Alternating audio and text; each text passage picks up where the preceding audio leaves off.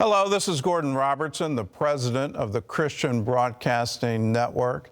Years ago, decades ago, back in the early 1970s, my father made a commitment to Israel that regardless of whatever happened, CBN, the Christian Broadcasting Network, would always stand with Israel. And over the past few weeks, we've seen incredible events happen there, and we want to send the message to everyone in Israel, everyone in the Christian world as well, that we continue to stand with Israel.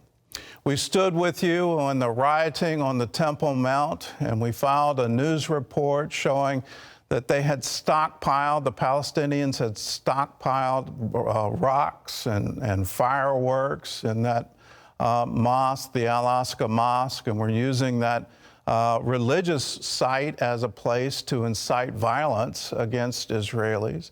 And that was the provocation that led to Israeli security forces trying to bring peace to the Temple Mount. We stood with you also at Sheikh Jarrah to show the real story behind what was happening in that neighborhood, the history that dated back to 1948, how before 1948 it was owned by Jews and not by Palestinians. And we had an interview with a Palestinian resident to show the real story of what happened. My father took the house from the Jordanian in 1956. There is agreement between Jordanian and UNRWA. Jordanian give the land, and the UNRWA built a 28 house for 28 refugee family. Back in the 50th anniversary of the reunification of Jerusalem, we stood with you to show the world the real story of the Six-Day War, the real story of the Battle of Jerusalem told by the combatants themselves, the members of the Israeli Defense Force who went into the city and for the first time said the Temple Mount was in our hands. And in that story, we told the real story of the Jordanian occupation of Jerusalem in 1948. In the end, 350 Jewish men were taken as prisoners of war. 68 people were killed, and 1,400 Jews were expelled from their homes. In the Jewish cemetery on the Mount of Olives, thousands of graves were destroyed. Headstones were used as building blocks for the Jordanian army barracks, and officers built latrines on top of the stones to defile them. 58 synagogues were demolished. Hundreds of Torah scrolls were burned.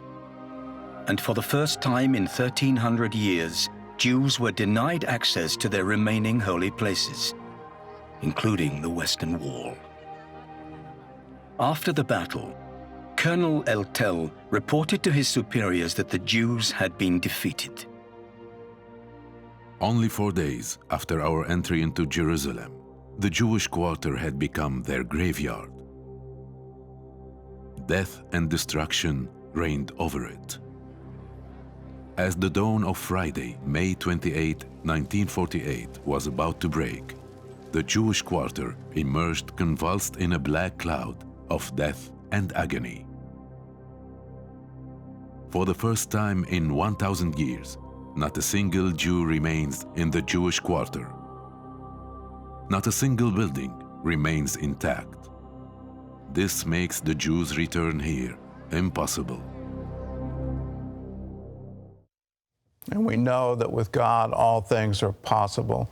And with God, Jerusalem has become the unified capital of the modern state of Israel. As rockets were falling on southern Israel, we stood with you then, and we stand with you now. And at the end of our visit, our CBN News team experienced what it means to have a shelter nearby. You got a live one. That's how it sounds. And that shelter was made possible by CBN Israel. We want to provide protection and comfort for our friends in Israel. And we do this because we love Israel and because of the commitment that my father made to always stand with Israel. But we also know there's someone else standing with Israel, and he will always be there. So in the middle of your trouble, always remember Psalm 121. I will lift up my eyes to the hills, from whence comes my help.